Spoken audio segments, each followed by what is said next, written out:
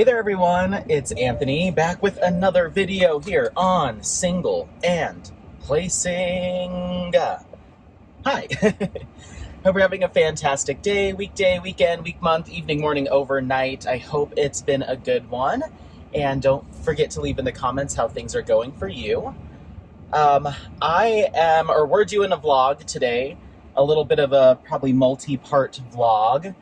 I am going to get myself some brunchy, breakfasty Mexican food. I'm in the mood for it. Today is Sunday, the 25th. And yeah, just cruising around today. We're going to go on a hike this afternoon. I left Apollo at home so I could go get some food that wasn't a drive-through, so I could sit down. And then we'll come back, grab Apollo, go on a hike. We're going to go up to the Boulder Reservoir, which I've attempted to film a vlog there twice now, but both times there was so much distraction. Apollo was getting squirrely. I got lost the second time we went there and just like overly frustrated, so I ended up never posting either of those vlogs. So I was like, well, these aren't great. So we're going to give it third time's the charm. I think I'll be able to figure it out and just be comfortable getting lost a little bit. We'll see. And then, yeah, I do have a couple errands to run later in the afternoon, and then I'm going to make dinner, all of that stuff. So you'll come with me probably through the hike and maybe in the car on the way back from the hike. But I am starving. I really didn't have dinner last night. I had some crackers and cheese and then went to bed. So I'm starving. We did sleep in a little bit. We woke up around 8:30, and then I just spent the last hour and a half just kind of, putzing around the house, got some laundry swapped out. What else did I do? I really just kind of laid in bed a little bit with Apollo. This week has been crazy busy with tons of different things that went on. It's hard to even remember everything that we did. This is my last day of my vacation, so I go to work again tomorrow. But this week has just been jam-packed with stuff. I know I did a vlog this past Wednesday, so prior, the Wednesday before this going up. So I know I did a vlog on that day, or I posted one, and I think at that point we had gone to the bounce house and all that stuff. That was last Saturday. So I think you're caught up for that, but we did a bunch more stuff since then. Yesterday was a madhouse, or it was just a lot. And so we'll go through all of that. But I probably won't jump into it just yet because we're literally almost here. So I'll pick up Apollo, we'll get in the car, and then I'll start chatting all about what's been going on the past, I guess, 8 days or 7 days or 6 days since I filmed something. And then, yeah, we'll talk about life stuff, we'll talk about diamond painting stuff, event stuff, all the things that we chat about. And then, yeah, when we get on the trail, we'll just, we're just going to chat as much as we can. I might mix some music in here and there, who knows. Don't really have any like time lapses or clips from what we did throughout the week to really share, so this is just going to be a chatty chat vlog. But yeah, I hope that this past week's been going well for everyone.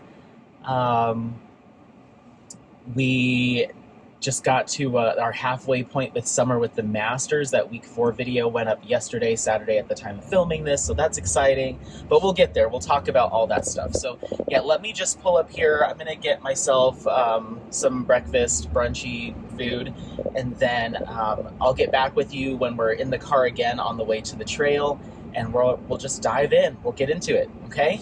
Bye. Okay, that seems to be recording. Perfect. Okay. All right, everyone. So, yeah, hi. We ended up not recording the drive. It's like, well, I'll just save it for when we actually get on the trail. So, yeah, and it also gave me some more time to listen in on Mia's live. Because she goes up on Sundays, but then I always find myself going on Sunday hikes to film, so I try to get as much of it listen to as possible before I start on the hike. So I had it in my ear. I just put it on pause, or just muted it. So if she's still on by the time this hike is over, then I'll jump back on. But hi, Mia. She said that she was needing to catch up on videos, so I'm not sure when she'll see this. But I was just listening to your live. You were talking about what to do with your AliExpress kits, because you'd like to make more room for the DAC kits that you're ordering, all that good stuff. So anyway, well, Apollo just decided to go potty, so I'm going to pick this up, and then we'll keep going. So 1 second. Okay, I had to double back there, just a few feet, just to throw that back in the trash cans. But so yeah, hi. I hope everyone's doing well. I'm gonna set my watch to outdoor walk. Nope, not that. Outdoor walk. Okay, perfect. 3, 2, 1. Okay, go. So we're gonna hike for a little bit, or walk for a little bit, just to get away from these prairie dog fields, and then I'll let Apollo off, or at least I'll try to. I may be a little bit more conservative with that, because that was one of the stressors last time on this trail. Is he would not come back to me. He's not a good listener because there's so many prairie dogs around. Hold on, let me put my phone in my backpack, because I put it in my lower pants pocket, like they're like a cargo short. I put it in the lower section of that, and oh goodness gracious, hold on. And it's just like banging around my knee, because these are like a longer short. They're like my Safari Sahara shorts. Okay, let's see if I can cram that in there. Okay, perfect. All right. Oh my goodness, my shoulders. Okay, sorry. So yeah, last time he was a little squirrely on this trail, or pretty squirrely. So I'm gonna be a little more conservative. And there's these big old mud pits, just because we've had so much rain. This is like the first weekend that we had clear skies for both Saturday and Sunday. But yeah, we've been getting so much rain that there's just a ton of mud and lots of standing water everywhere. So I'm going to try to navigate him around that. So hopefully he'll get just as much exercise. Oops, drop my sunglasses. Hopefully he'll get plenty of exercise, and he just loves gross things. That's his favorite thing now, is cow poop. Gross, muddy, standing water. Anything that will make him a mess. He is just can't get enough. So I've been more inclined to leave him on leash recently, just because he has just, the second you let him off, he just makes a run for like whatever the nastiest thing he can get into. He's gonna go straight for it. So anyway, we've got plenty of sunscreen on today. We'll get to it. Got my sun hat. I didn't bring my sleeves, which I should have, so I'll just have to be extra mindful about the sunscreen. But I do have my big brimmed sun hat on. I should take a picture of myself in this. Come on, Bubba. Let's go. Forward march.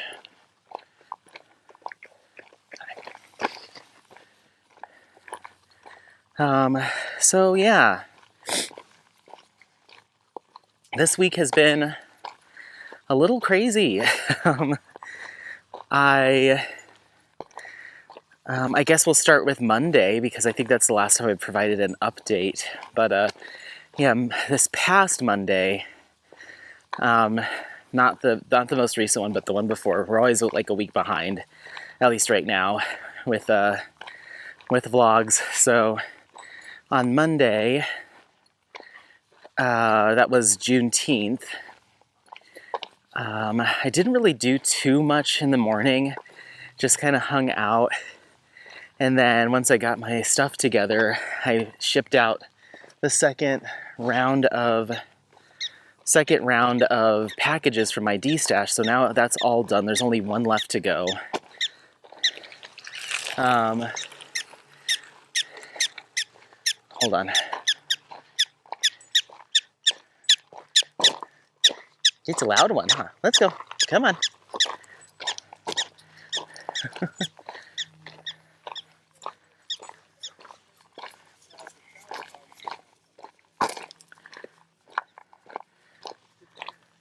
This way, buddy.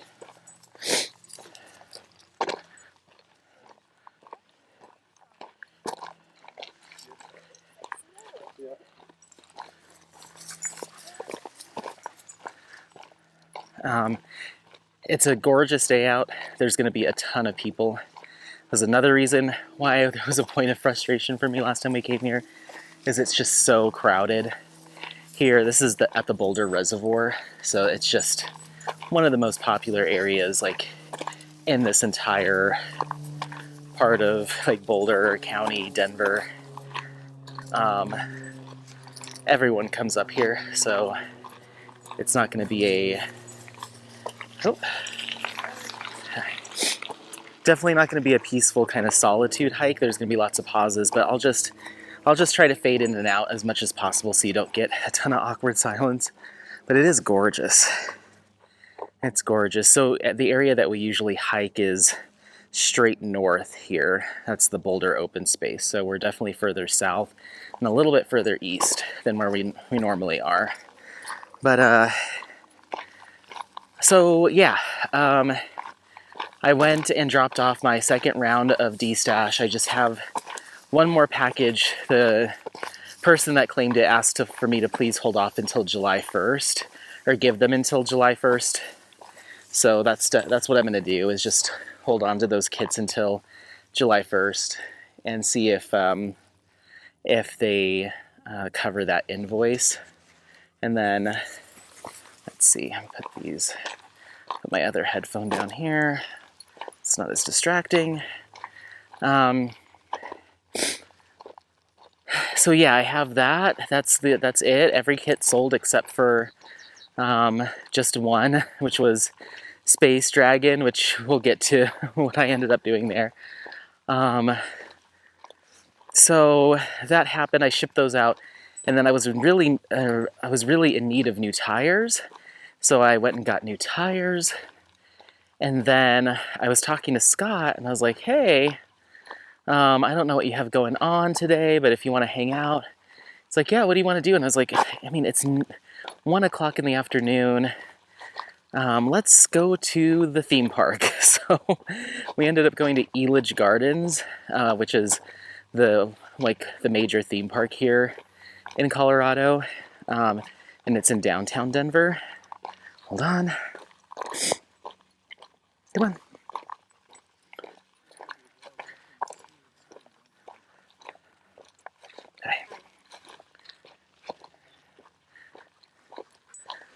So yeah, it's in downtown Denver. I have a season pass. And I have guest passes. So me and Scott got to go, and he got in for free. And we just rode like 3 rides. The lines were surprisingly, it wasn't like super long lines, but they just weren't they weren't churning over. I feel like they were waiting longer in between like runs of the roller coasters and stuff. I don't know if they were doing safety checks or what was going on, but it just seemed like they weren't cranking through people as quickly as maybe they could. So anyway, we were there for a few hours, rode a few rides, and then came home, and that was about it. And then on Tuesday, I kind of had a relatively lazy day, lots of diamond painting, housework stuff, nothing too crazy, but yeah, so it's just more of a diamond painting. I worked on content, just kind of organizing. My computer completely broke, completely stopped working on Monday evening. It was almost out of storage, and there you can look on your Mac and see there's this other section. When you look at what storage is being used for, it'll be applications, file, and then other. And my other was like half of my storage. I was like, why is so much taken up with just like random stuff that it can't even like classify? And so I looked it up. Let's see, Apollo, do we want to go? Last time we went this way. Let's go the way we came last time. So I looked it up, and you know, you can purchase these like computer cleaners that like scan for unnecessary files and stuff. Oh, are you okay? Did you get bit by a bee or something? He just slapped his own head. I think maybe a mosquito got him or something. Come on, let's go, baby. So I downloaded one of those that had like a free trial. It came really highly recommended on like PC Magazine. And it does like a precursor run before you buy it to say, here's how much space we could save you if you bought our thing. And it was nothing. And I'm like, where is this like 70 gigs out of my 125 that I have on this laptop? Why is it just sitting as other? So I was like, you know what? I'm gonna try to do like a factory like reset. Like I'll upload all of my stuff that I need to my external hard drive. We'll just refresh this thing and see what happens. And I tried to do that, but there was such limited memory on my computer that like when I went to go like do the reset, it completely just froze. Like everything just shut down. Luckily I backed up everything onto an external hard drive, but I essentially had to like, it reset the computer back to like, you just bought it. Everything was deleted. All my logins, all my applications, everything gone. So I was freaking out Monday night because I was like, I don't know how long it's gonna take to get this back. Because at first it wasn't even loading the new operating system. Like it was just giving me like a black screen of like, sorry. So in the midst of that, I wrote Katie and I was like, I'm panicking because I don't have a functioning computer. So I don't know if I'm going to be able to upload any videos anytime soon, at least not until I can get this into like the Apple store or something. I was like, a little while later, I was like, okay, it's coming back up. It says it's going to be 40 something minutes until the new operating system is installed. So I was like, just fingers crossed. And so luckily I was able to get it all back and get back to business by Tuesday, which was good. So Tuesday I was just kind of scrambling to like get everything uploaded again, you know, download all my stuff, get iMovie back up and running, you know, so just a lot of admin stuff on Tuesday. And then Wednesday, I was like, okay, you need to get ahead of filming and finishing all of your Summer with the Masters content because I was spooked, you know, like, what if this happens again? And what if I'm unable to have something post? I'm like, I'd rather just have it all done and on my external hard drive. That way, if something does happen again, I can just borrow a friend's computer or something, plug that hard drive in, and be able to upload what I need or do some quick editing, or I can even use my iPad. So I was like scrambling to get this content recorded. So I ended up going to the Denver Art Museum on Wednesday and filming a day there. And that's what I used for my week 4 video for Summer with the Masters. So that's already up. You can go and take a look at that and view it. And yeah, there's some fun stuff happening at the end of that video, so make sure to watch through. So I did that, and then I ended up getting in touch with 2 of the Summer with the Masters sponsors for this year's event, and did a spotlight with each of them, focusing on their shops and the Old Masters kits that they offer, and just talking a little bit to them about the event and that kind of thing. So that was really fun. I just need to get that edited, which I'm going to probably work on today when I get home. Get that edited, prepped, ready to go. So all I have to do is throw in the winners of the giveaway, and then that'll be that. So that is my goal for today. Come on. Come on, buddy. So that's all done. So that'll be week 6. And then week 8, the final video, I'm planning on doing like a mixology thing. I already have some recipes for the cocktails I'm going to do.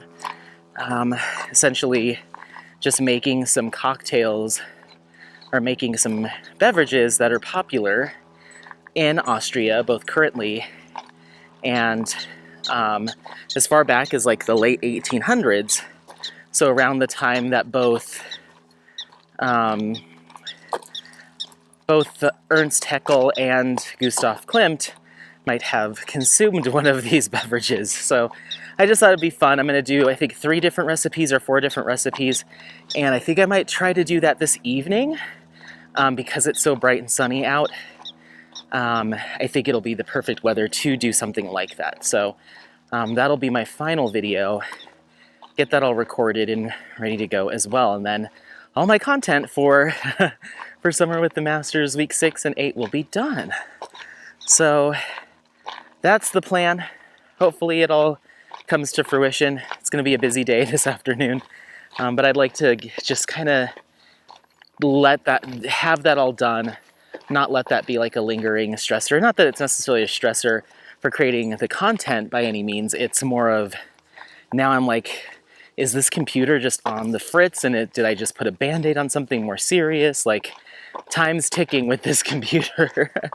So I want to just kind of get it all done and onto an external hard drive and ready to go.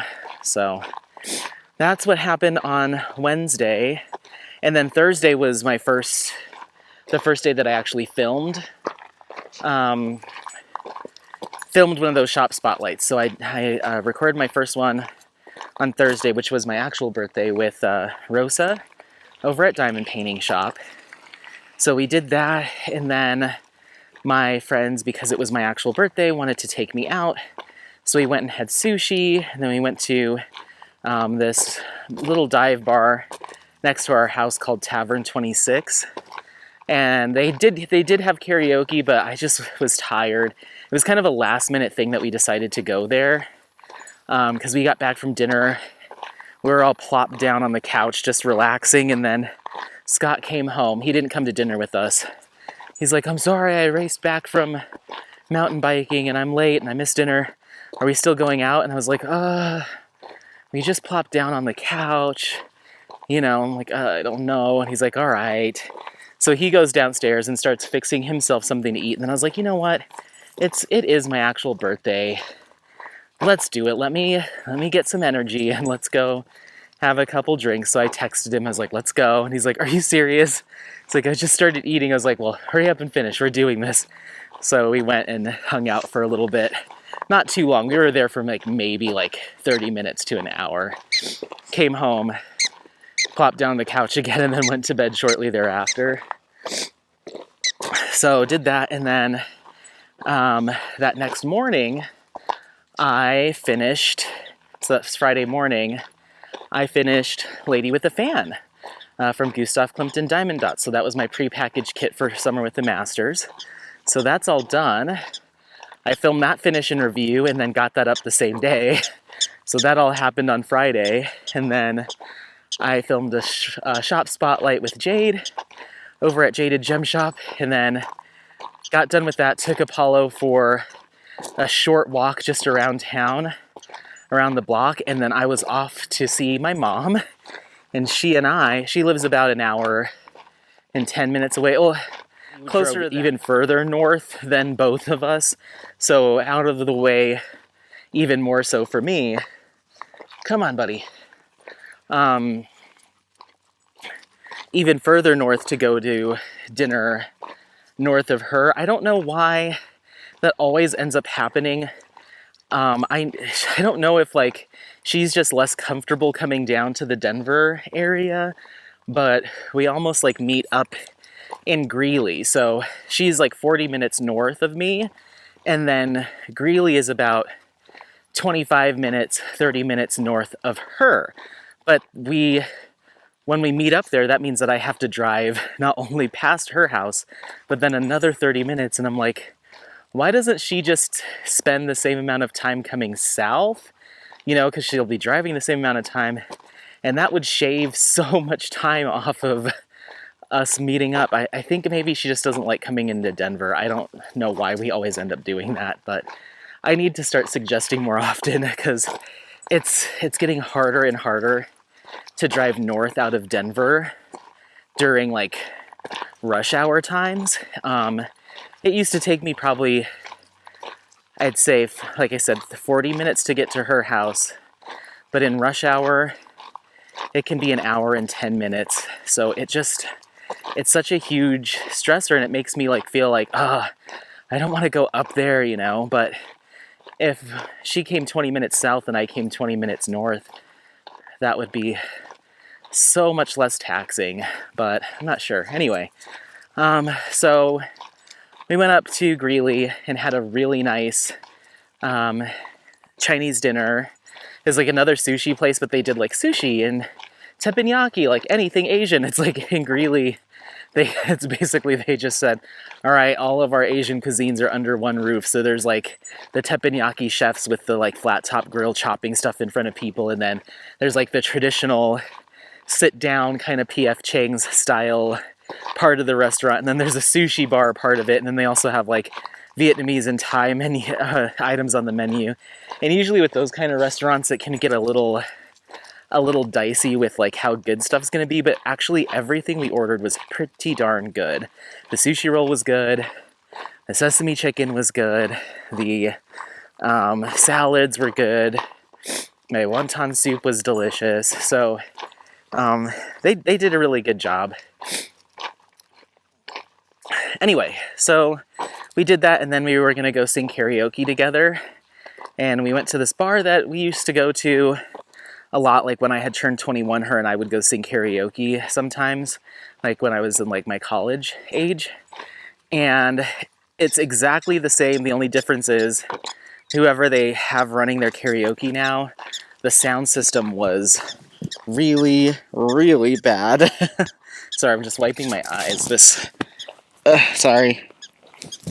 sunscreen that I'm testing out is migrating into my eyes and stinging them. So I think I'm gonna have to give this one up. This is the second day that I've used it, and it's done this both days. And I'm not a big fan of sunscreens that immediately just go right into your eyes and start stinging you. If you've got the right silicones or some good like stabilizing ingredients, it won't do that. It won't just slide around. Ugh, my eyeballs. It's like right in the tear ducts. Anyway, so the sound system there was really rough. Like you couldn't really, and keep in mind, this is not a big bar. This is like enough for like 2 pool tables, the smallest of little dance floors, and that's where the karaoke thing is. They've got like 6, 7 tables in there total, plus the bar top. So music does not need to carry that far to be heard, but you still can, like, my portable like travel Bluetooth speaker / karaoke machine had more oomph to it than this person's setup. And then the mic wasn't really working, so you couldn't hear people through the speaker from the microphone. So the microphone was more of a prop than anything else. So it was like quiet music, and then you're just singing, like no amplification, nothing like that. It just sounded really bad. So we were all excited to go, and then the owner is like a family friend, but he was out because he had surgery. So it was like nobody we knew. Music quality was terrible.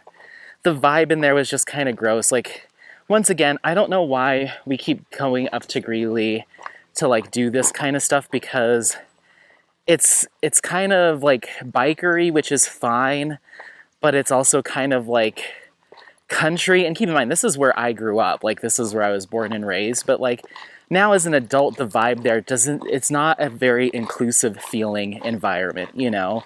Like all the bars are those kinds of places that have their locals, have their same people. So the second you walk through the door, all eyes are on you. It's just you always feel like out of place or awkward or uncomfortable. And so I don't know why I just need to put my foot down. And my mom does listen to my videos. And I'm just like, can we please just go to Denver where there's like more people of color, more people of like different orientations or preferences. Like you're not, you know, I'm not a weirdo walking in there as a black man trying to sing Lady Gaga, you know? It's like, so I'm kind of over Greeley. You know, there's a reason why I left. And so we leave that place because the sound system was so bad. And my mom just was like insistent that we do karaoke somewhere, you know, like this has to happen. I'm like, okay, Mom. And she just wants to spend time with me on my birthday. I get that. But like sometimes I felt on Friday, I was like, why are we forcing this? So she Googled this other place that quote unquote had karaoke that she had never been to before. And it was in this like strip shopping center next to like a rent to own place and something else. And we go in there, there's even less people. They've got what I think was supposed to be a karaoke like area, just once again, tiny little microphone with a laptop. No one's singing, no one's sitting there. There's not like a DJ there or anything, and just blasting country music. And once again, you open the door and like all 6 eyes are just staring you down. So we stopped at the door and I was like, I don't want to do this. Can we just, why are we trying to force this? This is uncomfortable. Like people don't want us here, you know? So hold on just a second. Okie dokie. So from what I remember,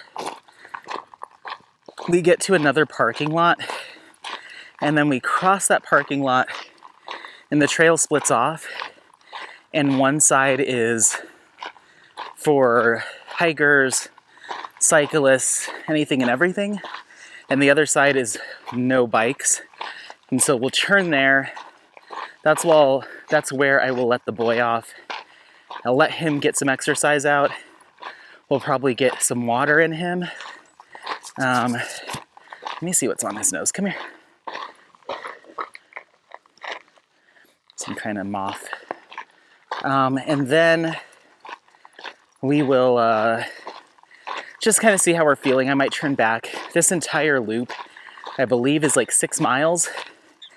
I do not have that in me today. I just wanted to get enough in for him to get some good exercise.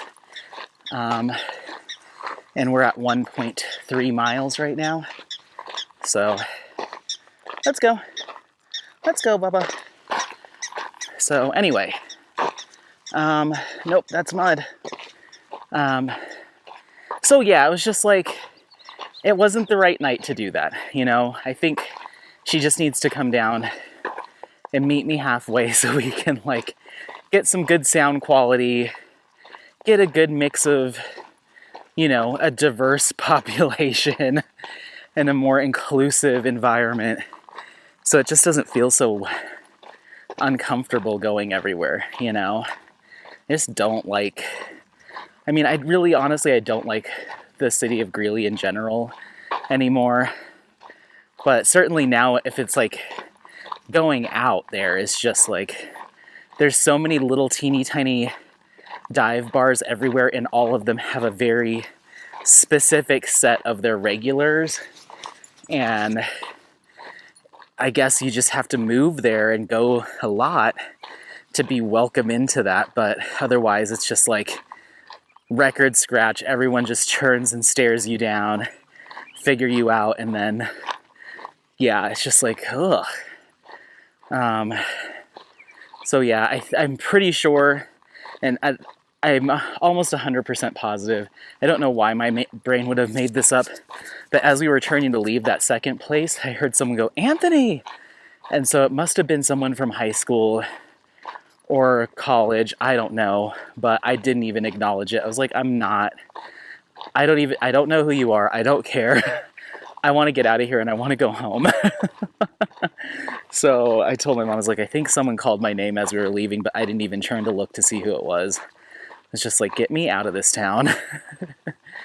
So anyway, And if you live in Greeley or the surrounding areas, I'm sorry, but yeah, it's just not conducive to who I am and what I want from a social scene.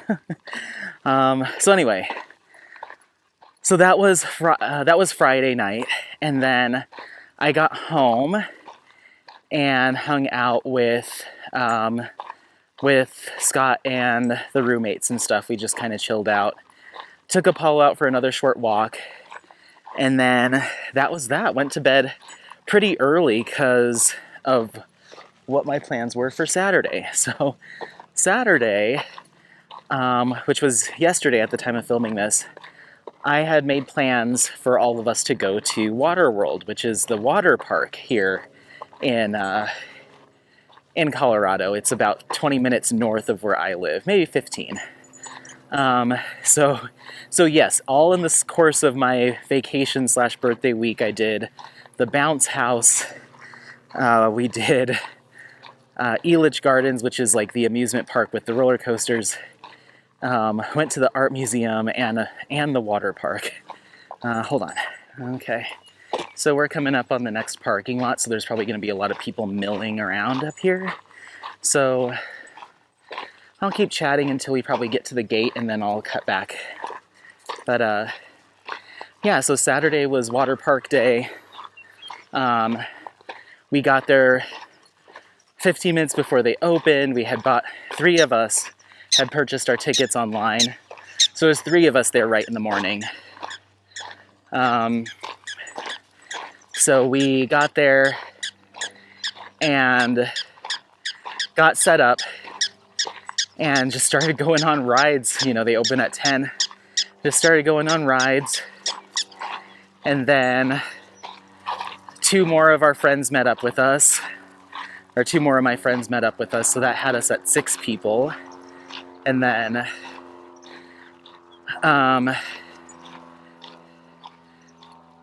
that had us at 5. Then Scott showed up, and then my other roommate Jeff and his girlfriend, then our other friends Harry and Desi. So there was 10 of us by the time like noon rolled around.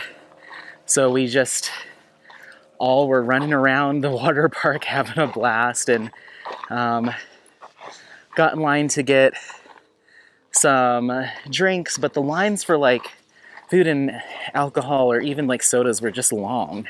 So we really just kind of rode rides and drank water the whole time just to stay hydrated, and it was a lot of fun. But we'll keep talking about that. We're at the gate, so let me get past here. Hold on. Okie dokie. So we're just going through the parking lot, and once again another situation where, so they explicitly say like, keep your dogs on leash when you're in the parking lot. And it makes sense because there's cars, there's a lot of movement, but there's always that one family or one person that decides that they don't need to. And so this family had 2 dogs, one little guy and one golden retriever. Well, the dogs took off around the parking lot, and one of them was little and started running underneath a car that was like slowly backing out. Apollo, this looks like freaking snake country. Are we sure we want to go this way? Go. Oh, I'll keep moving. Hopefully this grass clears up. Oh yeah, that's not too bad. So she screams, "No, you idiot, come back here." And it's just like, why are you getting mad at the dog? You're supposed to have that dog on a leash in the parking lot. It's just being a dog.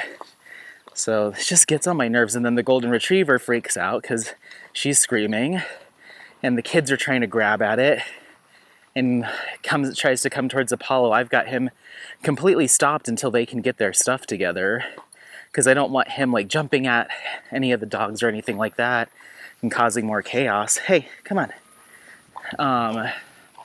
So just put your dogs on a leash when you're in a parking lot. Just do it. It doesn't cost you anything, but it just saves everyone a lot of stress, because then everybody in their cars is like, is there a dog behind me? What is she freaking out about? What are they freaking out about? Just like, come on. So anyway, I'll let Apollo off leash on hikes, even if it says it's a leashed area, if we're just by ourselves, we're up in the mountains. But regardless, I still put him back on a leash when we get towards the parking lot, because you never know what cars could be coming by, and if he decides to get squirrely. Anyway, I'm sure you all do those things. I'm complaining. I wish this family would watch that part, a little PSA. Come on, buddy. Let's go. Back on the trail. So, Waterworld. So yeah, we got there right when they opened. By the time noon rolled around, we had a group of 10 of us, and it was just such a blast. It reminded me of like summer days, going there with family or friends, and just took me back to like my childhood. And of course, they're playing like late 90s, early 2000s music. Like for whatever reason, they never went past that point with new music. So it's like Nelly and Christina Aguilera and Blink-182, like all the stuff, you know. They did have some electronic music on certain rides, but like just the general music throughout the park was very 90s, late 90s, early 2000s. So it's just like very nostalgic, and having all my friends there was just so much fun. So we went on the Voyage to the Center of the Earth ride. There was groups of three, and 4 of us. And then we, hey pal, hey, I gotta keep eyes on you on this one. Come on, let's go. Come on.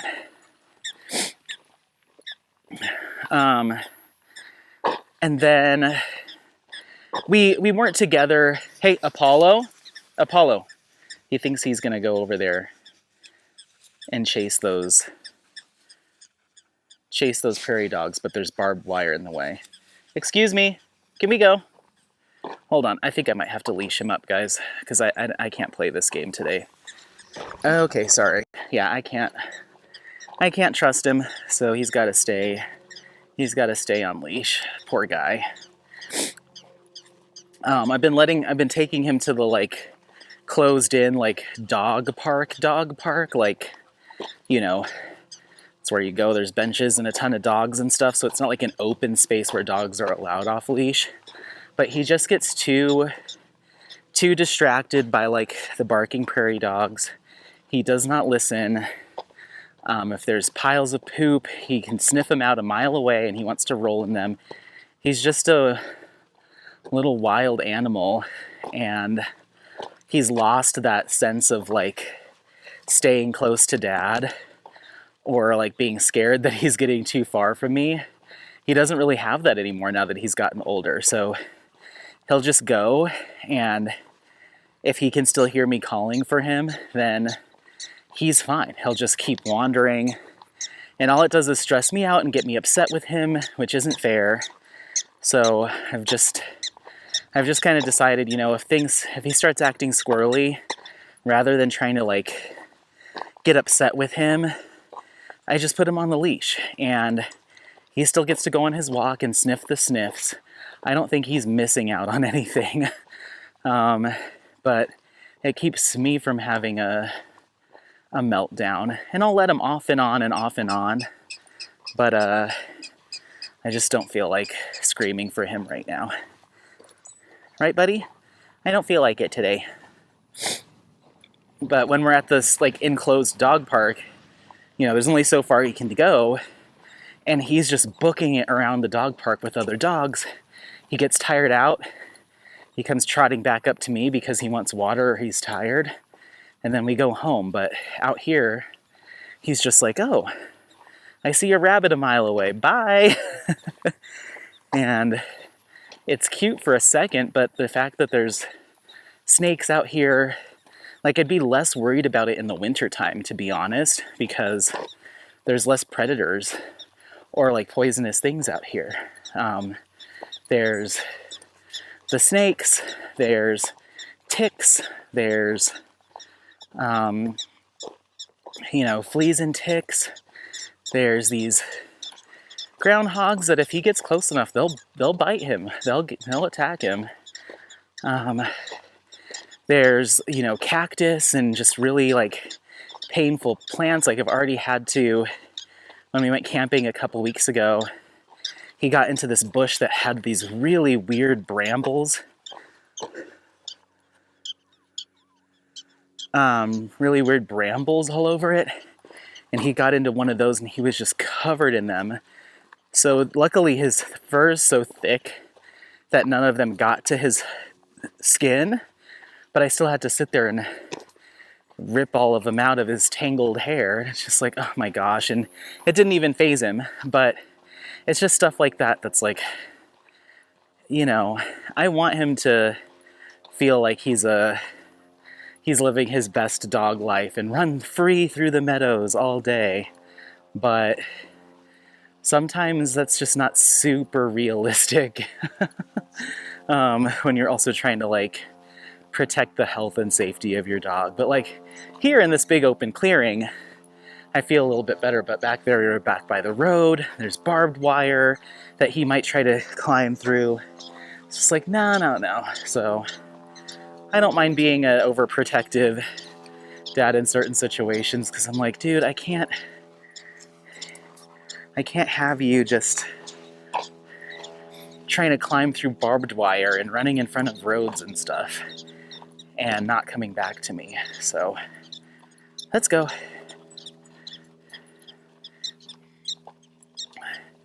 So yeah, I'm just like, I try to just be a little bit more mindful of it. And if I feel myself getting stressed out, then I just clip them up until I past that, you know, and then I'll let them off again. So like, for instance, this, where he's just, come on, let's go. Let's go. Like he just won't come back. Anyway, let's go.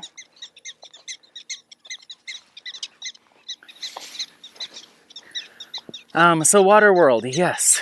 It was quite watery. No, it was a blast. So we would kind of meet up at our little camp. Like you can just set up like blankets and stuff underneath trees. Like there's not like necessarily designated areas. Anywhere there's like an open patch of grass in this huge water park, you can bring a little cooler in and off you go. So we set up next to this grass, and we set up on this grass, and then as more and more people showed up, we kind of had this little plot, and we would kind of reconvene there, go on a ride, go in the wave pool, and then some people would want to go wait in line for a drink. Some people would want to go get a piece of pizza, but me and like 3 or 4 of the others, we were kind of dead set on like rides.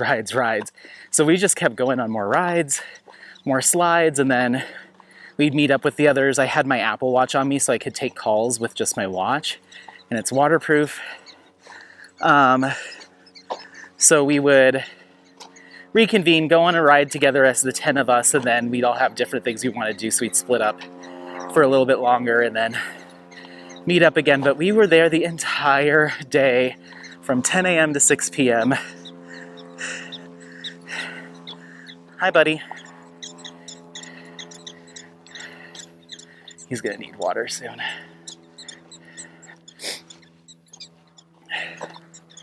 Hey, big boy. Come here, Pirka. Come here, babies. Hiya. Come here, sweetheart. Come here, baby. Easy. Stay. Hey, stay. Easy. Okay, good boy. Okay. So it was fantastic. The only thing I broke my own rule, or disregarded my own rule, is I brought so much sunscreen with me, and I slathered that stuff on when we first got there, and I tried to do it as many times each time we got back to... get off my dog. Get off of him. Some weird little bug. So every time we got back to our little command center, I'd put another slathering on, which sometimes was even like every 30 minutes. But the second you get on a big old water slide where you're moving fast, like that all just comes right off, you know, when you're exposed to water. So I could feel it. Like I'd put a brand new layer of sunscreen on, we'd get in line for a ride and go down it, and I splash of the pool would come out, and I could just feel that I didn't have that layer on me anymore. But it's not like, it's a huge water park. It's like 64 acres. So it's not like I can be like, oh, let me just pop over back to the towel real quick and reapply. Like that's a 10-minute walk and then another 10 back to figure out where your friends are, to get back in line with them. So we would just do like 3, 4, 5 rides, boom, boom, boom, you know, and my sunscreen was off on the first one before I got to go back and put more on. And so I am burnt. I could feel me being burnt like probably about 4 hours into the day. I was like, oh no, it's happened. My shoulders are really raw and burnt. And also it's because I haven't probably been out in the sun, no shirt on, for that length of time in a long time. Like even when we went to last summer, when we went to Rhode Island for Labor Day weekend and hung out on the beach, one day where we had bright direct sun, and we were only out there for probably for like 3 hours playing in the ocean and stuff. And the rest of the time we were out there at the ocean, it was overcast, and one day it was even rainy. So this is probably the first time in a few years, that my shoulders have seen 8 hours of consistent direct sun exposure. So of course I just crisped up immediately. And so I am feeling it today. How much have we done? Let's do 2.5 this way, and then we're gonna flip around for a total of 5. How does that sound? So I am so sore. I have my backpack on, and my shoulders hurt so bad because they're burnt, but I've got the backpack rubbing against them. My upper back is all burnt. I have this thing that I bought. It's like a little chamois. So you cover it all in sunscreen, and then you chamois your back so it spreads the lotion around. So I got my back pretty good, but like not like right behind my shoulder blades, because a lot of the water slides you ride down head first, or you're splashing in the pool. So I feel like that's the first stuff that comes off. So I am toasted. The only thing that got relatively spared is my face, because I was making sure to apply a lot of face sunscreen. But everywhere else, I think when I was going back to the command center, that maybe was doing as good of a job as I could. So real life situations, using sunscreen at a water park is hard. It's much easier when all you're doing is sitting around the house or popping outside for a couple errands once in a while. But yeah, if you're out living it up, or even at the beach, because I doubt I'd be walking that far away from my stuff at the beach. But when you're at the water park, it's like you're in a line to go on a water slide for 30 minutes and you're just standing there, stationary, just roasting. You get on the slide, wash all your sunscreen off in the water, then you go and wait in line for the next one without reapplying. And it's like, ugh, that's not good. So, are you getting hot? Okay, we don't have to do full 2.5. I'm gonna stop here. He's panting pretty good. We're gonna get him some water, and then we're gonna keep rocking and rolling. So let me take a little break. Oh, my shoulders are really sore. I should have put this on last night when I got home. I was so tired when we got home. We got home around like 7. And keep in mind, we showed up at the water park at like 9:45, so it was a full day. And Scott came up and we just watched some TV and had a beer. And then he was like, all right, I'm out. They ended up going to one of their friends' house, their friend's girlfriend's birthday, but we're not exactly close, so I didn't go. But I had a chance to just like sit down and kind of veg a little bit and recoup.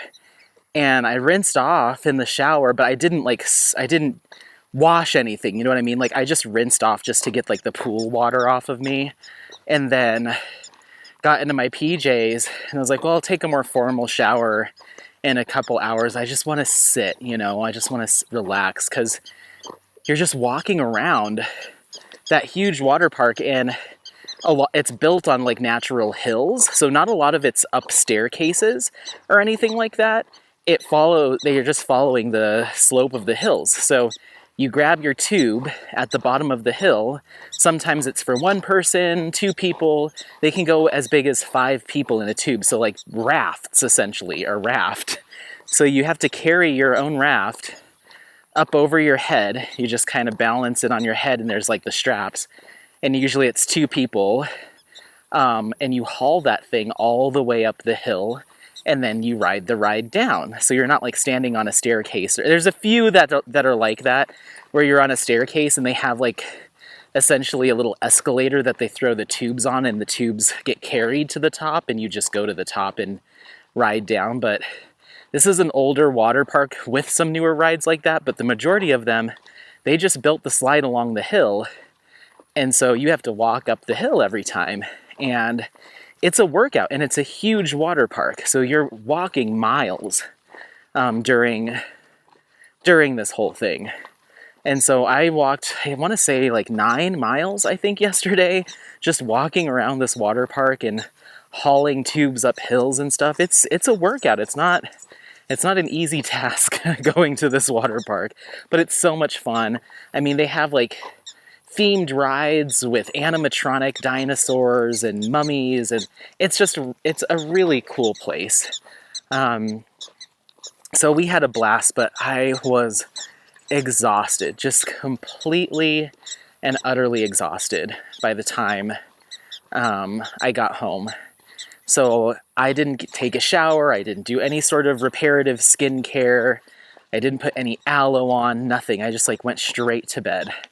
Or after, watching a lot of Bob's Burgers. But yeah, I didn't diamond paint. I was just like, I just want to lay here and just like, let me be sore. So this morning I woke up, and I woke up a little bit later than I wanted to. I guess not necessarily. We kind of vegged out a little bit. Got a couple like initial chores done, and then I went and got brunch, and then just came back and snagged the boys. So I also want to do some winding down tonight too. So maybe my plan will be get home, do some really nice skincare, self-care, get some aloe all over my burnt body. At least my shoulders seem to be the only thing that was burnt. But just kind of do some reparative stuff. My lips do feel a little burnt. Do some reparative stuff. And then do that mixed cocktail filming, and then just spend the rest of the evening just in my swamp cool air-conditioned office, just like editing videos and listening to music and podcasts. So that sounds nice. But I felt bad because, me and Apollo have gone on a few hikes, shorter hikes during my vacation, but just with it being very rainy certain days, and me just having a lot of plans, we mostly just went to the dog park and the open space near Boulder. Like, we didn't do like a hike, like a long, super long, all day, grueling hike. So I just felt like I needed to get him out of our normal routine of places to go. So that's why we came here. And we could have gone, so now we're officially at 2.5 miles. We could have gone, like the total loop I think is like 7 or something like that. If we were to go, you basically go up this plateau, up to the top there, and then you come down the other side. There's a lake that you go around. So you can make this last as long as you want, but it is very, not only hot today, but it's the direct sun, I think, that gets Apollo. He can handle warmer weather as long as there's like a little bit of cloud cover or something, but there isn't a cloud to be seen. And so he's panting. He drank like half of my thing of water. I was like, holy moly. And he sat down, and usually when he sits or lays down when we're on a hike, that tells me like he's not into it. So he doesn't seem super into this. So we'll wait for a day that it's a little bit better weather to get him out. Because this is really his first summer as an adult dog, you know, with me. We didn't go on a ton of long, grueling hikes when he was a little pup because I knew better than to put him through that. But now that he's older, it's just kind of like, well, I kind of have to see what his boundaries or limits are because I want to get him exercise. And apparently we hit that on this. He does not look happy, so I'm sorry, Bubba. Are you a hot boy? You a hot dog? I got him don't judge me, I spoil my dog. I got him a water fountain. So it's like this 2-gallon tank that has like a little pump, and then it pushes it up into this fountain, and then it pours down into the bowl. And it's like the biggest one they had because mostly cats. Those are for cats, but they have this giant dog-sized one. So he's been loving it, and then what I've been doing in the morning is I pack that thing full of ice cubes. Not full, like the pump can still run obviously, but I put a good couple trays of ice cubes in there with the water, so he gets ice cold water for a good while, and he seems to be really liking that. So we'll see. At first I felt like he wasn't drinking as much water as he normally would, but he seems to be acclimating to it well. I may put out the other water bowl too so he has a choice, but I just heard that it maybe encourages animals to drink more water. It can taste a little bit better than that stagnant water. Oh, buddy, are you hot? We just got to the shade. Are you hot? I'm sorry. I'm sorry, baby. You want to take a break? You want to take a break? Let me let him take a break for a couple minutes. I'm going to try to give him some more water, and then we'll keep going, okay? Okie dokie. He's a hot one for sure. Poor guy. I'm like, should I tie him up down here at this parking lot and then bring the car around for him, or ask somebody to come watch him? I think he's okay. I think he's just hot. So, anyway, so yeah. Now I know that if it's weather like this, even, like I said, it is warm. We're in the like low 80s today. So it is warm, but it's less about that and more about just like the direct beating down sun. He's been in warmer weather even as a pup, but once again, overcast. So now I know just to keep an eye on it and maybe take him to the regular dog park so we're not like having to walk so far back to get him into an air-conditioned car. This way, Bubba. Come on, sweetheart. I know, you're a hot dog. So yeah, Waterworld was incredible. And then today I'm just going to try to get some filming done, get some editing done, but really just take care of my skin because I was not yesterday. I crisped myself, not even necessarily on accident. I could feel it when I got out of a water slide, but I just was like, okay, well, what are you going to do now? Walk all the way back over there, put more on, come all the way back, try to find where people are, try to cut in line with them because they've already got in line, or, you know, so it's also that kind of like fear of missing out kind of thing. So I think my game plan next time will be to bring a small travel size bottle of sunscreen with me that'll fit in my swimming trunks pocket and keep that on me as well. That way, as I get off each ride, I can put some more on. Seems like a lot, but I haven't been, my shoulders have not been burnt like this in years. And it's embarrassing because it's like only a month after I had this whole rant about how important sunscreen is, but it's just kind of proof. I think I mentioned it in the video, like the skincare video I did, like you do the best you can given your circumstance. Like, we're not perfect. And I think that's what I was trying to do there, but I still got crisped up. But I've got a shirt on today, sleeves. I've slathered myself right when we got out of the car, and it's only been about 70 minutes. So, sorry, tripped. And so I've got some time before I need a reapplication. I'll probably be good by the time we get back to the car. I'll put some more on again. But, oh, my poor bod. And, yeah. So, birthday week was great. Turning 37. It doesn't feel like anything else.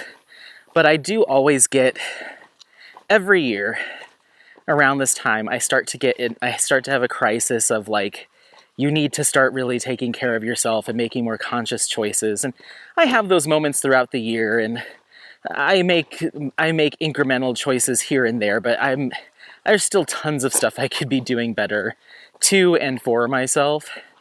So one thing that I did notice when we went to the bounce castle place, and maybe I already talked about this, is my knee was really achy after we went to the bounce house place. And I was like, oh, you probably tweaked it, or, I'm pushing 40 and I'm in like these giant bounce houses, like launching all over, having the time of my life.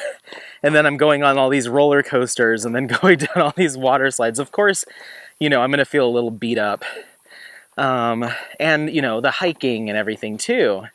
So, but my knee, it just felt a little tweaked, and I thought it would go away, and I did some stretches and tried to massage a little bit. I just could not get it to go away. And my family is like, they are knee replacement fanatics, and not out of want, but out of necessity. Like we have really bad knees. And so I'm just worried that maybe I'm getting to that age where I'm going to start to see that degradation of like, knee strength and stuff. So I'm like, I gotta figure out how to try to keep that from happening as long as possible, because I don't want my mobility to be like reduced. I want to extend it as much as possible. And so I've been trying to be more diligent about stretching every morning this whole week.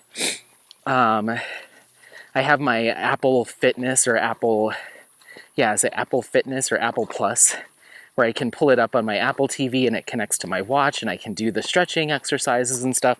So I've been doing that in the house. And then I've been wearing my running shoes out and about a lot more rather than putting on Vans, because Vans have like no support, and I always feel like my knees hurt if I spent the day walking around in like Vans. So I've been wearing my Hokas just around town, just on a daily basis, which will mean I'll have to replace them more frequently, but at least I'm getting the support and the cushion that I need. So maybe Hoka makes like a daily driver. I'm not sure. One that's just an around town shoe, but I've just been wearing my running shoes everywhere. And then I ordered on Amazon, not joint related, but I got this. Oh, we're coming back. I totally forgot. Coming back up on the parking lot. So I'm going to let you go so I can get past this and past probably the kerfuffle of people on the other side. And then we'll keep chatting. Okay? Bye. Okie dokie. One thing that is nice, even though Apollo's very hot, about having a super dense haired dog is I see mosquitoes try to land on him, and they just kind of land on the surface of his fur, and I can see them try to move around a little bit, but I don't even think they can really crawl around that well on his really fluffy, fine, super dense hair. And so they end up just flying off. Like I never see mosquitoes like try to bite him. They just kind of like land on him for like a split second, try to make their move, and they're like, oh, he's too dense. But poor Bowie, he's short-haired, and he's got mosquito bites all on his back. He got bitten up the other day, poor guy. And so I was trying to scratch him a little bit, and I gave Scott the K-Beauty Rescue Balm, which is that all-purpose like chamomile balm that I use for my bites and nicks and cuts. And I was like, I think the pH is fine, for him, and it's just got some sunflower oil and some other stuff. It doesn't have any petroleum or anything like that, so it should be fine for his puppy skin. So I think he put a couple dabs of that on the particularly bad ones because he just seemed like he was, not having a good time. And he's got his short little legs and his big old stump bod, so he can't really scratch anywhere. He's just got to suffer with his itchy back. And I was like, buddy. So anyway, but he's a trooper. He's a good boy. So, whoop, good boy. So we talked about what my plans are today. We talked about filming stuff. We talked about the weekend stuff. Hopefully I didn't completely miss the specific last topic we were touching on. I think it might have been Apollo's hot stuff. But he'll be fine. So anyway, I guess we can move on to just kind of diamond painting stuff in general. So the only kit that I've really made any progress on is Lady with the Fan, which is now finished. I haven't done any diamond painting since Friday night. So that's all I have. I still need to paint the borders for it. I did fill out my logbook. So that's done. So that's such an awesome finish. I think it looks really good. I'm going to take that into work tomorrow if I can paint the borders tonight. If not, I'll take it in on Thursday. But I'm really happy with that one. And then nothing else. Oh, well, that's a lie. Yesterday I was able to get one section of, I said I didn't diamond paint at all since Friday. That's not true. I did a little bit last night. That guy was a brave one. He was barking right in your face. I did a little bit last night. I got 900 drills down on Moussenet Laub Mousse by Ernst Haeckel. That is my cross-stitch conversion for Summer with the Masters. That kit is kicking my butt. And by the way, my battery might die soon, and I have a backup, so it'll just cut off for a second. But we're coming about the time where it usually dies. So that kit is really kicking my behind. I'm moving so slow on it. It's an 85 by 0.5 by 120 centimeter square drill canvas with 255 colors, and it's a cross stitch. Oh, hold on.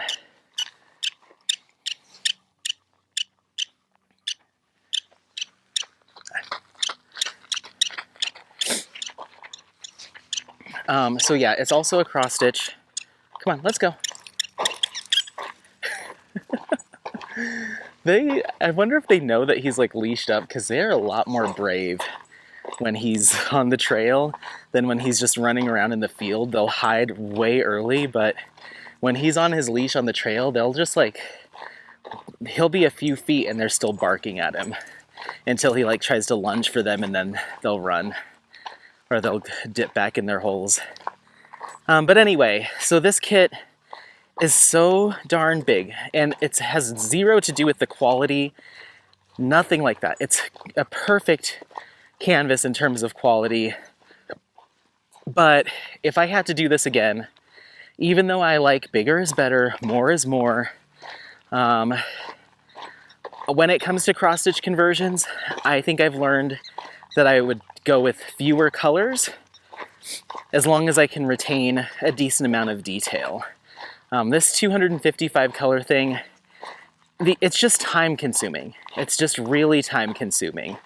And so, it takes me, I'd say, 4 times as long to finish that same area of canvas as a prepackaged kit that had all the symbols on it. And it's this way. Okay, sorry about that. So yeah, it's not a bad thing, but for the purposes of this event, trying to finish a canvas or have a finish for everyone by the end of the event, it was an impossible task, and I don't know why I thought I could get that much done in 2 months when it took me way longer to get Medusa. It took about the same time, as, if not longer, to get Medusa done. And Medusa was like significantly smaller with like a quarter of the colors. Like, I don't know what I was thinking. So it's going to be beautiful, but I decided to forego doing any sort of deep dive into that artist and really focus on that kit because I'm like 8% done and we're a month into the event. So I'll maybe get 16% done by the end of the event. So I'm just like, I think Gustav Klimt's Lady with the Fan was my kit that I'm doing for this event. And I should have just maybe picked that one or picked 2 pre-packaged kits, and you know, who knows. But I'm going to keep working on it casually, and I am going to provide status updates on it, I think once I hit every 10% of that kit, however long that takes me. But at first I was really stressed about it, of like, oh, you really need to hunker down and try to at least get a quarter of this done or half of it done before the end of the event. You said it was your Summer with the Masters piece, but I don't think anybody's really that concerned with it or holding me to those types of things. And I don't want to feel stressed about working on it or feel obligated to have 2 Summer with the Masters finishes during the event. It's just not, it's not my reality right now. And if I was to do this again, I'd either pick that same kit but get it with like half the colors and see what that rendering looks like, or pick a cross-stitch conversion that had a little bit more opportunity for fewer colors, or just pick another pre-packaged kit and do 2 of those. Like maybe do Vanity from Distracted by Diamonds, or maybe do like, you know, I've got maybe even pulling out one of my Alphonse Mucas and getting a good portion of the way done with that. I think that would move a lot faster than what I did decide to do. So I feel a little paralyzed in this kit because I'm like, I know I'm not going to get it done anywhere close to being done in time. Maybe not even enough to show decent progress on it. So should I just set it aside? But I don't think I'm going to do that. I'm going to keep picking at it. And like I said, hopefully I'll get to at least, you know, 10%, 15% by the end of the event and be able to share that much. But the rest of my event, you know, videos are a shop spotlight and then the cocktail hour that I'm doing. So I don't really have too much of a need to like push forward on that kit from a content standpoint.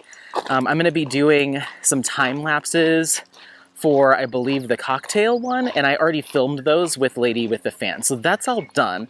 So when it comes to needing to put something in front of the camera to share with everyone for the rest of the event, that's all covered. I don't need to necessarily work on that kit to move for, like, you know, to get my content done. So I think I'm just going to kind of pick at it and maybe do, you know, 450 drills, 500 drills, each diamond painting session before I switch to whatever else I'm working on. And then whatever's done is done. No hard feelings. And just like, you know, your traditional participants, you know, that I'm a co-host, so maybe that's also my feeling of obligation, is like, you need to devote a lot more time to this because you're co-hosting. And it's not even the time, it's the same amount of time, it's just, it means less on this kit. It's so slow. But participants, you don't have to have a finish, you don't have to have a new start, so maybe this is something that I can take with me into next year's event, or the year after that. So I'm not too concerned, but I do plan on working on it even outside of Summer with the Masters. Like, this is a project that is going to stick with, until it's done, even if that means come Christmas I'm, you know, halfway through it or something like that. So I want to see it through. It's a gorgeous image. The quality is fantastic. It's just, I bit off more than I could chew for a 2-month event. Like, if Summer with the Masters was a year-long event, then yeah, I could probably get this done. So, but I like the idea of trying big things. I don't mind taking on big tasks. I just have to be realistic with myself of like, how long will this actually take? So I did kind of turn my attention fully to Lady with the Fan for the past couple of weeks, just because I did want to have a finish for the event. So it's like, get that done, say that you had a finish for the event that you're co-hosting, and then kind of see where your heart takes you. So I'm going to keep working on that other kit here and there, and I'll provide status updates as they happen, especially on Instagram.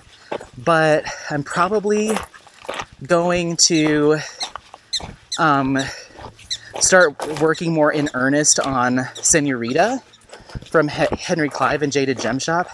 That's another confetti heavy kit, but it's a printed canvas, and I think it only has like 48 colors or something like that, so much easier to approach.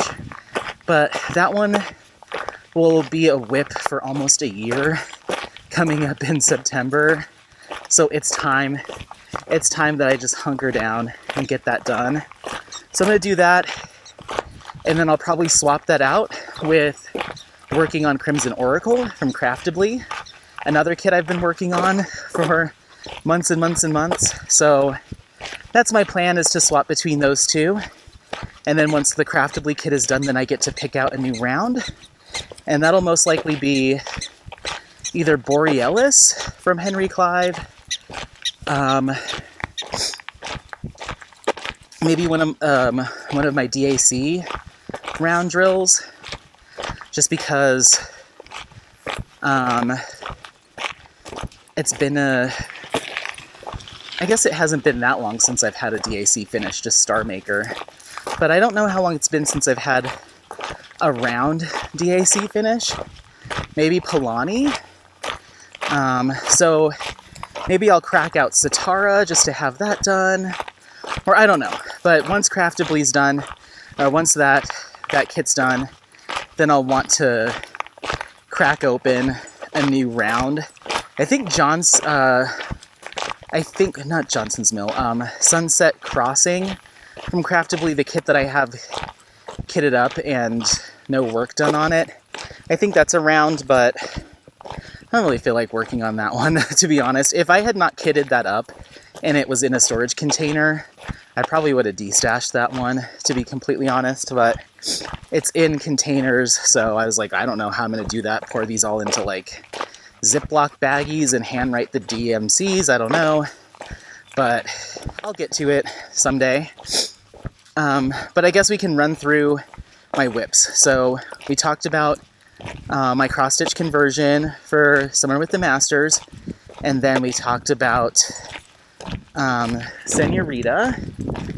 Then we have my cross-stitch conversion with the Heaven and Earth Designs canvas, and from Francesca Studio Works, that's the Darth Vader one.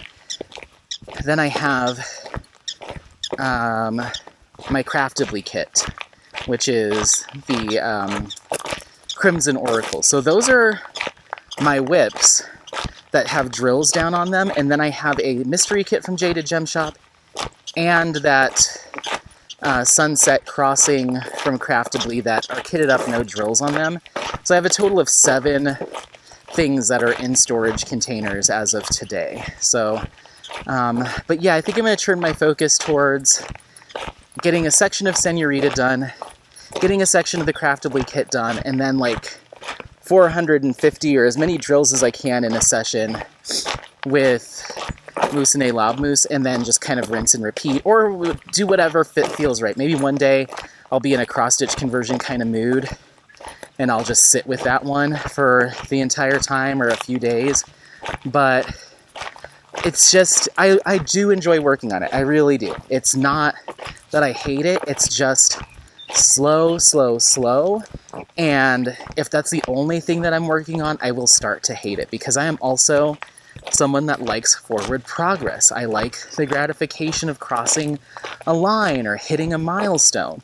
So I need to be working on something else alongside that. Otherwise, it'll just drive me nuts that I'm like, I've been sitting here for 2 hours and I've gotten this tiny little section done because I've used like 80 colors. So yeah, I just need to reassess and kind of regroup. Ooh, that sunscreen's really stinging my eyes. Let me get my Let me get my cleansing cloths out and wipe my eyes real quick, because that hurts. Oh!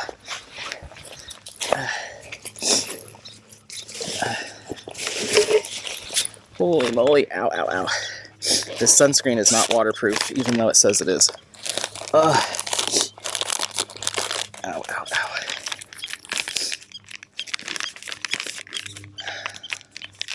Sorry. Whew. I'll show you which sunscreen it is, just in case you're in the market. It's fine if you're either indoors or like in a car or somewhere where you're not sweating. But once you start really sweating, this is Urban Skin RX, the Melanin Experts Complexion Protection Moisturizer. Can you see that? Broad spectrum SPF 30 sunscreen. It uses some really interesting sunscreen filters. I don't know where they make that, but it's a brand that's meant for like darker skin tones to help reduce dark spots and, you know, acne scars, that type of thing. They use kojic acid in a lot of their skincare products because that's supposed to help fade like dark spots and uneven skin tone. But that sunscreen, it doesn't, I just took a look at it, it doesn't say it's water resistant, so this is my fault for sweating in it. But it's not something that I'd even take to the gym or anything like that, because you're going to end up burning your eyes. Whew, that was intense. And a lot of those, even like the Korean sunscreens, they are not listed as waterproof or water safe. So you will sweat through them if you're out being active. You just have to apply them more frequently. But a lot of the filters that they use don't sting my eyes like whatever's in that did. Oh, I have to really wash my face when I get home. So yeah, we've got about another 30 minutes before I need to apply, and that'll put us pretty much back to the car. So yeah, I feel bad for that cross-stitch conversion in that I, kind of did a little too much, but yeah, I just needed to be more realistic with myself, especially since summertime is the time where I am outdoors more, and I am spending more time with friends, and not just, just crafting. So it didn't make, in retrospect, doesn't make sense for me to take on the most challenging project I've ever done at a time where I have the least amount of bandwidth to work on it. So, it'll get done eventually. But I think I'm just gonna, like tonight, while I'm editing videos and they're processing, I'll just grab Senorita, start getting through her, and then, like I said, I always like to have one square and one round with me at all times. So I'll probably start working on Crimson Oracle. I'm not super enthusiastic to work on it, but I don't think I can justify kitting up yet another round drill canvas without at least getting that one done. Because it's just been sitting halfway finished, staring at me for the longest time. So I'll start pushing through that one. And who knows, I might change my mind. I might, because I haven't worked on that thing in a long time, I might work on it and be like, you know what? I don't like this. I'm not going to hang this up. I'm regretting purchasing this kit. I gotta toss it. I gotta throw it away, and that's okay. Because now I've really refined in my stash that I have right now. It's all kits that I would love to work on, with the exception of, actually no. I think the only one is that Sunset Crossing, the other Craftably kit, the one that I have kitted up but I haven't placed any drills. Those are the only two kits left in my entire stash that I'm like, I probably wouldn't hang these up. I'm not super interested. So, who knows, I might get home today and be like, nah, chuck it, start a new round. We'll see. Or maybe I can take it into work. I could do that.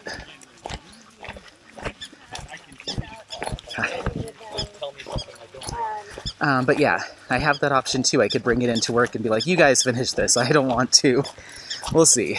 But yeah, there is a little tinge of guilt of like poor Crimson Oracle got no love, and the Craftably kits in general, like, I don't have any, I've never finished one, I've only gotten halfway done with one, so I have nothing bad to say. I'm sure all of their stuff is awesome, but the only images that really ever spoke to me were those Wormtail images, but that first one, Crimson Oracle, the rendering, I flip-flopped on how I felt about it, but it never really sparked me in a way that I was like, I must get this done, you know? And even though I'd started collecting the Wormtail images because I did like them all, once I was being a little bit more realistic with my time and like what I wanted to diamond paint, like, it's a cool image, but do I want to display it? Probably not. Do I want to invest all of that time putting it together? So it's like, yeah, it might be a cool image, but does that translate to like, I love it? I don't know. I think also part of it is like, I really wanted to support Craftably, you know, and give them business. So, hold on.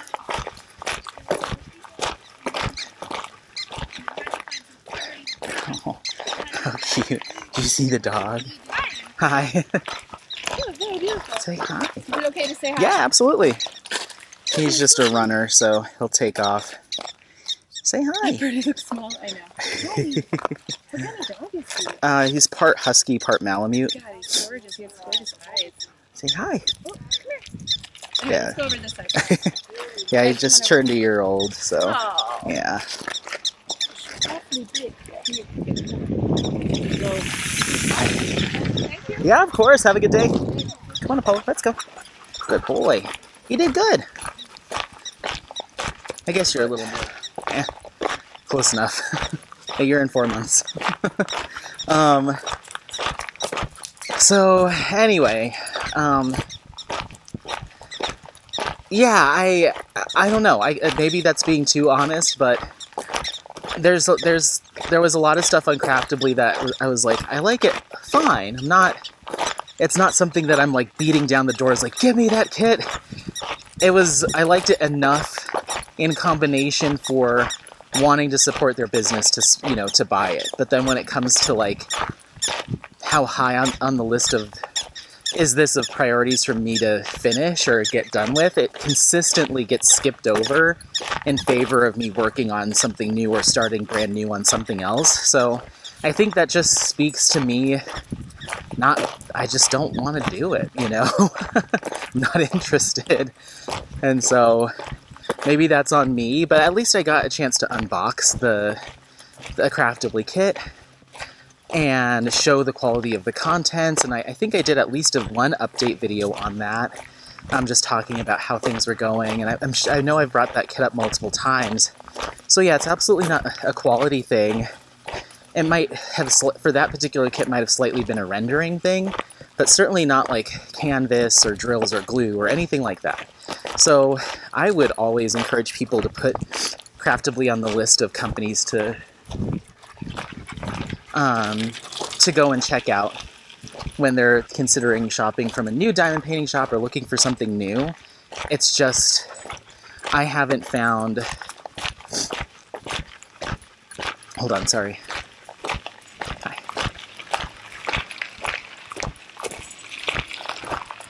I haven't found my, oh my god, you know, I have to have this. I have to remind myself to wake up, you know, on this day or this time to get this kit.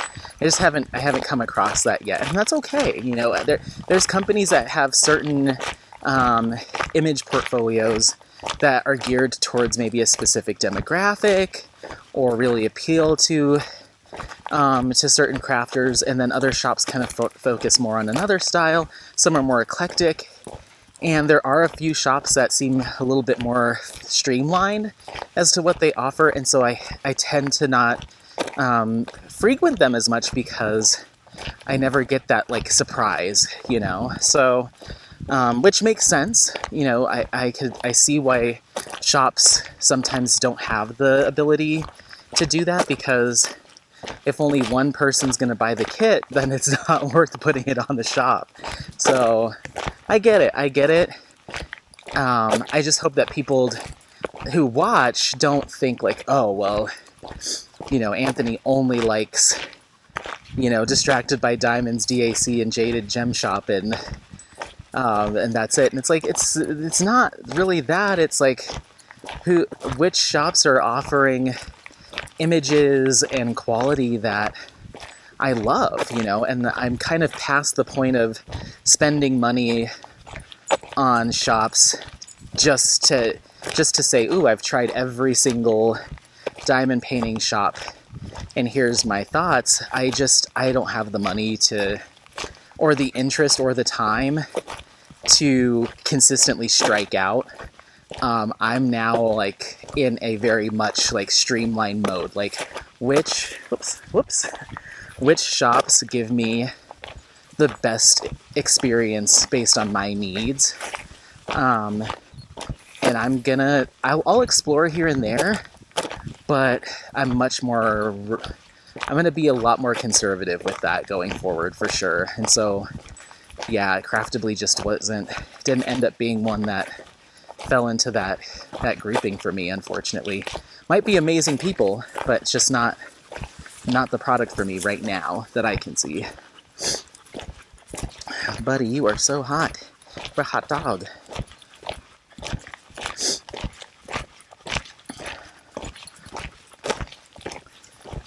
Hi.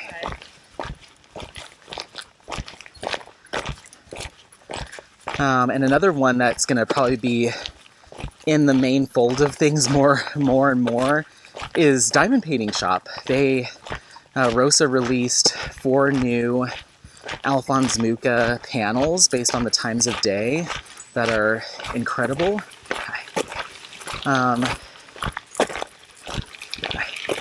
That are just absolutely stunning. And in addition to that, she's launching some new artists, including Hannah over at Iterations Craft, one of my close crafty friends.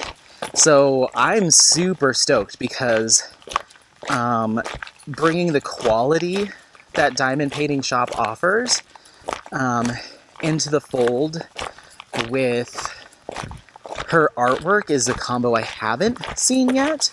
At least, let me rephrase that. It's the first time that she's partnered with a company that I have personally, in my own hands, felt and touched the quality. Let me say that, because I don't want to make it sound like other small shops that she partners with are less than. It's just the only one that I have verified by completing that Alphonse Mucha winter from Diamond Painting Shop, that the quality is outstanding. So, yeah, that's really exciting. So I think you're gonna start seeing, probably, if I have anything to say about it, you'll probably see some more Diamond Painting Shop kits work their way into my routine too.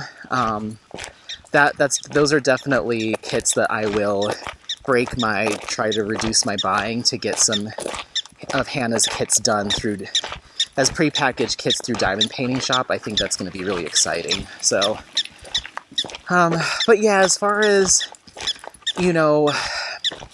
never say never, but I'm just being honest with you of what my current headspace is, I did the Creativity Squirrel unboxing where I was sent a kit for reviewer to do like a sneak peek or an unboxing. I'll continue to do that with, shops that I've, already currently partnered with, but I just don't know, at least in my current headspace, I don't think I'm in a position to take on more of that stuff. So like, let's say if a new shop was launching and needed someone to do a lot of, content creation for them, and it exchanged for like a free kit or this and that, I don't know. I don't know. I'm just a little bit reluctant right now because I'm trying to like minimize, and I'm also trying to spend a lot more time doing other hobbies and self-care and spending time with the pup. So that can come into conflict if you've got a shop that's like reaching out to you, asking you to create content in exchange for product, or work on a kit to a certain percentage. So it's like that obligation.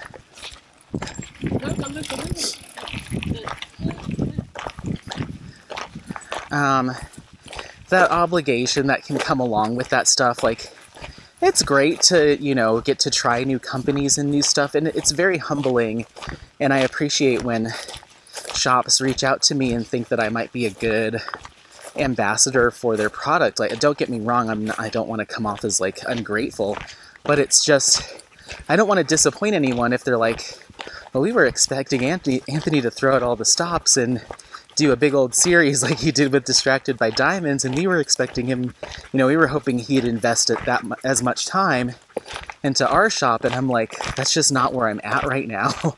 Maybe this winter, when things cool down and we're staying inside, or this fall, but there's just no way I could even think about doing all that stuff right now. And I think it's not burnout, it's just my devotion to this craft. As far as time has gone down, I'm not in it as much as I was last year. As far as like giving it all my time and energy. So, yeah. So you might not see that as much of that stuff anymore. Shops that I've already partnered with, that I've already been able to confirm, and I trust their quality, I trust their rendering, and our agreement is a little bit more laid back and flexible, then absolutely. But stuff that's like, we need this from you, you need to do this. It's gonna be a no from me, dog. Unfortunately. So I just would feel better about just when I get to the right place and I'm ready to add more to my stash, I would much rather just pay the money for a kit and be able to review it on my own time, on my own pace, with my own self-expectations for content, not have to be tied to anything. And if I never want to talk about it, then I don't have to. If I want to throw it in the trash, I can do that too. If I want to talk about it in 6 years, I can do that too. Like, that sounds much more appealing to me than getting a kit for free with the strings attached, regardless of how minimal or extreme they might be. I'm so not interested in that right now with any new shops. Like I said, if I've worked on them before, that's going to be easy because I can speak to it. And I know what to expect from, like, an obligation standpoint. Like, for instance, like Robin, even though I did those week-long series for each of those kits, she did not ask me to do any of that. That was not an expectation. In fact, she kind of let me pick the timeline of even when we posted that stuff. She was just like, whenever you can get to it, let me know, and I'll put it on the shop around the same time, or on the same day that you do your sneak peek. And I was like, wow, like, I don't think that's how it usually works. Oh, I thought you were peeing. You're just standing in the shade. We're to the car now. Let me get him in the car. Let me get him another big bowl of water, and then we'll keep chatting while we're in the car, because apparently I've got a lot to say today. So hang tight. Okie dokie. So it's actually a little bit past when we left the parking lot. I recorded for about 15 minutes, and then we got to this next stop, and, well, I recorded. Turns out I wasn't recording the audio, just the video. I'm looking at it, it's recording video, hopefully it's working this time. It's like, oh my gosh, of course that had to happen. After I spent 15 minutes just going on and on. But Apollo was definitely hot. He drank a ton of water at the car. We got in the car, he was still panting super duper heavy, so I made the executive decision to make a stop at Sonic. I got myself a slush, but he got a giant cup just with ice, and so I filled up his water bowl with ice chips, and so he ate those. And then I do have these They're like the little visors, the little roll-up visors on the back windows for if you have kids in the back. But I put those up just to block the sun out for him, and we parked underneath the little covered parking at Sonic, and so he ate. I mean, he ate almost all of this cup of ice chips, and then I put the sunshades up, and we got the AC really moving and cooled down the car, so he seems much more calmed down now. So I don't know, maybe I'll start bringing a little cooler, or just bring ice chips in a separate water bottle or something for him, because that really seemed to cool him down fast. So, poor buddy. Oh, my baby. You a hot dog? Yes. Oh, are you a hot boy? So anyway, I mean, there wasn't a ton more that I was blabbing on about, and maybe now now that I get a take two, I'll be able to refine that down a little bit. Just trying to... Do I want to go this way? No, I want to turn here. Now I get to refine that a little bit. So essentially, the last thing I was talking about was, the shops and all of that stuff. So I didn't say any of that stuff for any other reason than I just, want to be very open and honest. Oh, look at him. He's such a hot dog. And it doesn't mean that things might change in the future. It's never a, always and forever kind of thing. But I just don't want to end up accidentally disappointing a small shop by, signing up to do something or agreeing to receive, a free product in exchange for X amount of content work or whatever, and then decide that this isn't what I want to do, And so I just never want to put a shop in that situation. I don't want to burn bridges. So yeah, it's something that popped up a couple of times over the past few weeks. And so I've just been, in so many words, just politely declining. So, yeah, I don't know. I like I said, I'd rather just purchase a product outright myself and have that freedom to do with it what I want in my own time. And I hope that doesn't come off as ungrateful. And in fact, I know there's a ton of really awesome content creators out there and diamond painters who would love the opportunity to do that kind of stuff and would be more than happy to take on that investment of time and all of that stuff.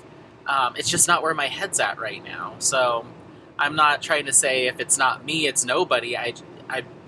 There's a lot of content creators out there around this craft. So yeah, it's just, I just don't want to upset anyone by signing up for something that I can't actually live up to. So yeah, there's that. And then the other thing, this was just stuff that was randomly popping into my mind as we were driving this first time. So even though now I'm like, but I'm still gonna I'll talk about it. It just randomly popped into my mind the first part of this drive. I was just thinking about what are comments, what are things that I've been hearing from watchers or other content creators, and usually if something comes up like once or twice, it's not really anything that I think I need to like talk about necessarily. But when I started seeing it become more of a trend, I think it's appropriate just to kind of share my thoughts on it. And I've always done that, always just never brushed things under the rug or like, it's diamond painting YouTube, so I think it's just interesting to talk about. And I think it's important too for like new content creators to hear certain things,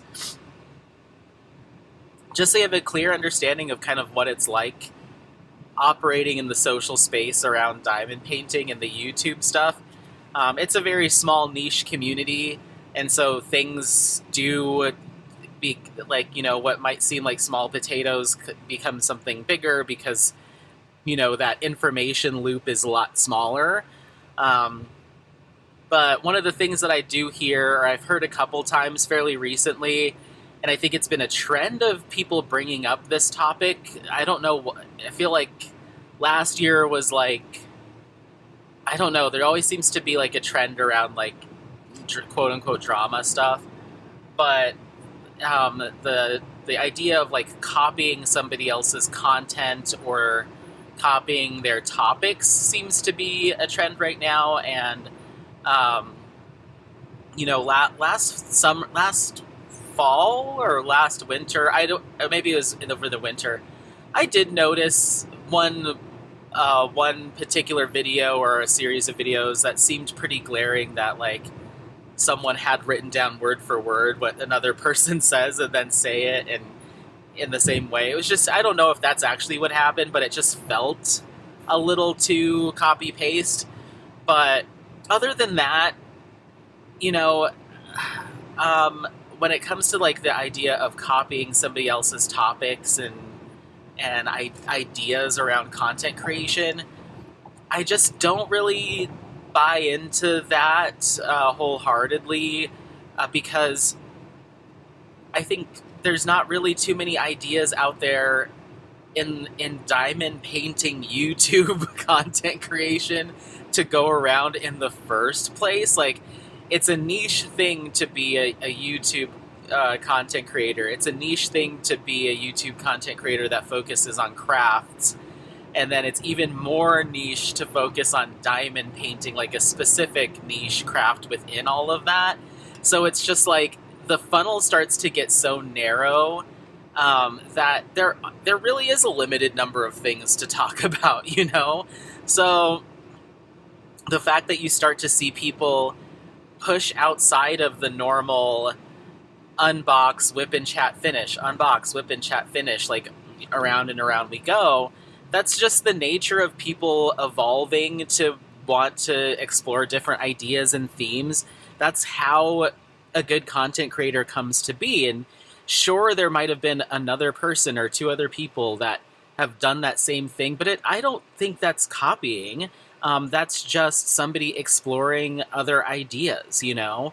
So, and the reason I bring that up is I've had a couple people tap me on the shoulder saying, hey, did you know that this content creator stole this idea from you or did that same video?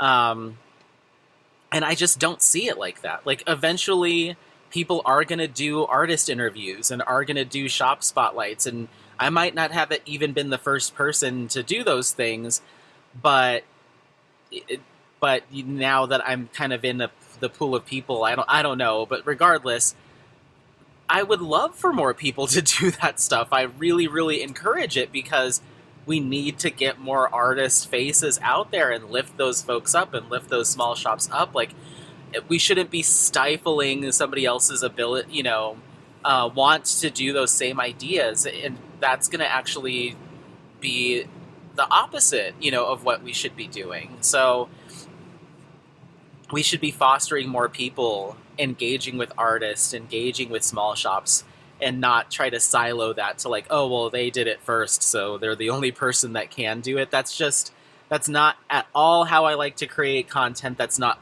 at all my expectation. And that's not how I live personally. I watch not tons, but I've watched a lot of different, diamond painting YouTube content creators, skincare YouTube creators, and I'll see something that I like, and I'm like, how can, that's really cool. Does it make sense to share with the people that watch my videos? If so, how do I make it my own? How do I expand on that, or, flip it on its head to make it something unique, or at least, a little bit different? And so I do the same thing. We're all influenced by what we see around us and what we hear around us. So to think that every time someone puts up a YouTube video, it's because they came up with a 100% never been thought of original idea, it's not going to happen anymore. It will never happen again. We're too far into creating content in a social space to think that something has literally never been done before. A lot of my ideas about like highlighting a shop or highlighting this and that comes from my time in skincare, when I would do a YouTube video with a small skincare shop or a cosmetic chemist to understand more about a certain topic. So it's nothing new. I'm just putting diamond painting on top of that same style, and doing interviews on YouTube. I mean, that's just it's silly to think that that someone gets to put a stamp on that particular topic and nobody else gets to do it, or we should be giving someone side eye for doing that same thing. That's not how I want my channel to be, and so don't feel like you need to raise your hand or tap me on the shoulder and say, oh, this person stole your idea or did this same thing. Because at the end of the day, I don't think of it that way, and I don't really care. If anything, I encourage that. And yeah, I feel like people come at it from like here's some drama, and I can't and I won't. So don't worry about it. I'm totally fine living in my ignorant bliss of just creating what feels right, creating what speaks to me, creating what I hope you all are enjoying, creating what I enjoy, and never knowing anything else outside of that. I am totally okay with just hoping to engage with you guys directly, and that's really as far as it goes. At least for me wanting to know anything else. I hope that you like these videos. I hope that you enjoy spending time with me. I hope that you share this content, all of that good stuff, but anything outside of that, of like, this person took your idea, or this person said this, that's where I kind of want the line to be. So it's fine. Don't worry about it. You don't need to tell me. I will do nothing with that information, so so it's okay. It's okay. I do appreciate people looking out, though, for sure. It's nice to know that people are looking out, but it just doesn't. It's not something that impacts me. I'm confident in the content that I create, and from the feedback that I've gotten, it seems like things are going well. So I know that a lot of folks watch this channel, or at this point probably all of them, because I don't do very much of the traditional, unbox, whip in, chat, finish. That's not the format. So I think a big draw is people like either engaging with me or listening to me blather on while they craft, and it becomes more about the person than the content. So if someone wants to take that content or that topic and do the exact same thing, that's fine, but they can't do me, and that might be pompous to say, but I'm just not worried. I'm not worried about it. And I hope that people do start engaging with more shops and artists and explore other things and create, more of a lifestyle kind of thing. Because I think that's really what builds those connections and bonds with viewers. So, yeah, I mean, that's fine. I don't want anyone to ever feel like they have to ask permission, and I hope I've never come off that way, where someone has to ask permission, like, oh, I'm thinking of doing this thing too, is that okay? Don't ever feel like you need to ask, or maybe you just asked because you thought you should. Don't, please, whatever you want to do. You want to put on those cross-country skis and head outside? Yes, yes. I have zero qualms with any of it at all. This is open source.